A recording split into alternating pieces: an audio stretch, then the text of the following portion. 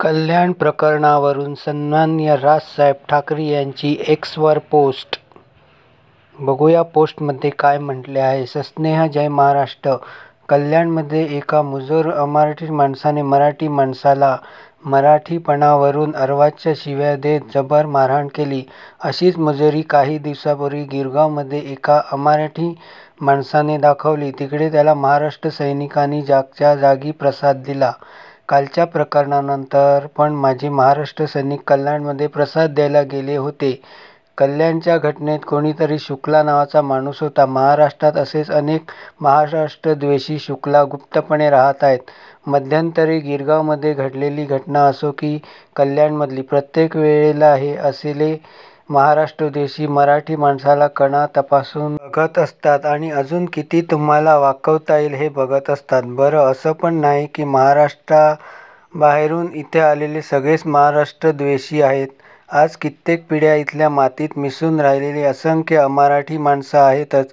पण ही जी महाराष्ट्रद्वेषी नवीन पिल्लावळ इथे गेली काही वर्ष वळवळायला लागली आहे, ज्याचा डोळा इथल्या जमिनीवर आहे, त्यांना वेळीच ठेचलं पाहिजे.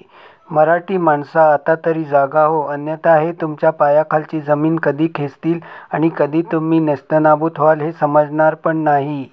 कल्याणमध्ये जे घडलं त्यावर तिथले खासदार आमदार हे व्यक्त होत नाही किंवा मारहाण करणाऱ्यावर गुन्हा दाखल करा म्हणून पाठपुरावा करत नाही. हे का घडतं? कारण याच नाही, एकूण सर्व आमदार खासदारांनी मराठी जनतेला पुरतं ओळखलं आहे.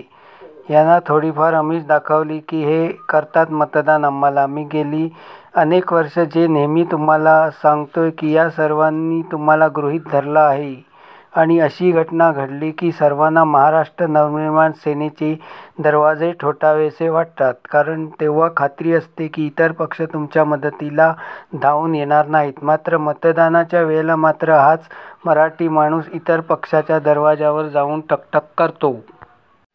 अर्थातच आमच्यासाठी मराठी माणूस हा सगळ्यात महत्त्वाचा आहे. त्यामुळे आम्ही काही झालं तरी धावून जाणारच. लाडकी बहीणच्या नावाखाली मत मागणाऱ्यांना माझा प्रश्न आहे की ज्यांना मारहाण झाली त्या व्यक्तीची बायको, आई, बहीण ही तुमची लाडकी बहीण नाही का? मंत्रिपद महाराष्ट्राची उपभोगणार, परंतु त्याच भूमिपुत्राला तुमचा आधार नसणार. तुम्हाला तुमच्या मराठी बांधव सोडून हे असले मुजोर जास्त जवळचे का वाटतात? तुमची ही लाचारी कशातून येते ते मला माहीत नाही आणि तुमची लाचारी तुम्हाला लखलाप. हिंदू म्हणून आज आपण एकत्र आलं पाहिजे, हे ठीक आहे. पण हिंदू म्हणून एकत्र येताना प्रत्येक राज्यात तिथली भाषा, तिथली स्थानिक माणसं, तिथली संस्कृती यांना चिरडण्याचा प्रयत्न होता कामा नये. हिंदुत्व आम्ही देखील पुजतो, परंतु हिंदूंना एकत्र आणण्याच्या नावाखाली मराठी माणसाच्या किंवा इतर राज्यातील कुठल्याही स्थानिक माणसाच्या गळाला लख लागणार नाही हे देखील आपण पाहिले पाहिजे.